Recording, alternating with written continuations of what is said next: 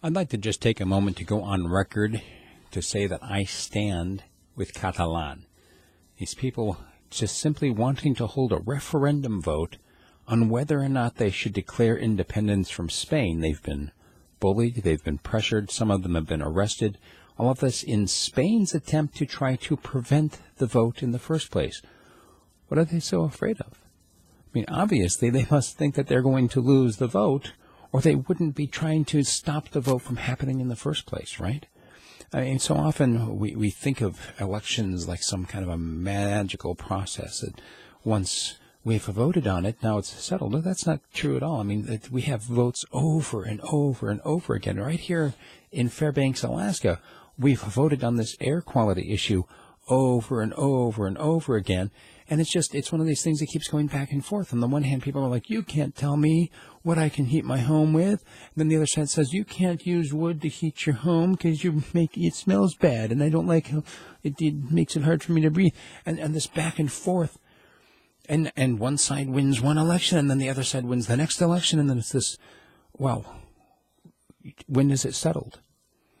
It's never going to be settled as long as people continue to think that somehow they have the right to tell somebody else what to do. And what you've got going on right now in Catalan is another great example of it. Because here you've got the Spanish government stepping in and telling these people, in fact, literally telling them, stop this rebellion. What does it mean to rebel? Isn't that kind of what the Americans did? 1776, wasn't that a rebellion against their God-given king? I think of enough. A lot of Americans have this idea that somehow God is on our side. Well, if you lived back then, if you were a good Christian, you would have said, well, God has ordained the king. He is the rightful leader. And you must submit to the king. I mean, it says so right there in Scripture. Submit to the king.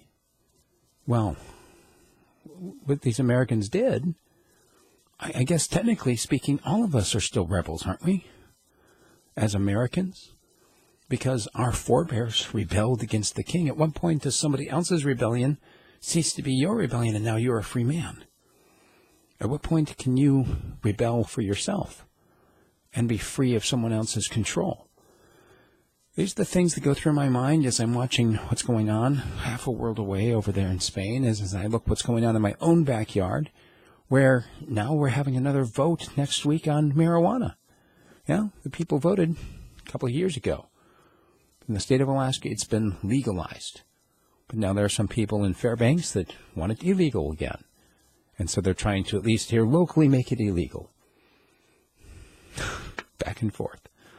Who has the right to tell somebody else what to do? If you want to engage me on the topic, send me an email, steve@radiofreespeech.com.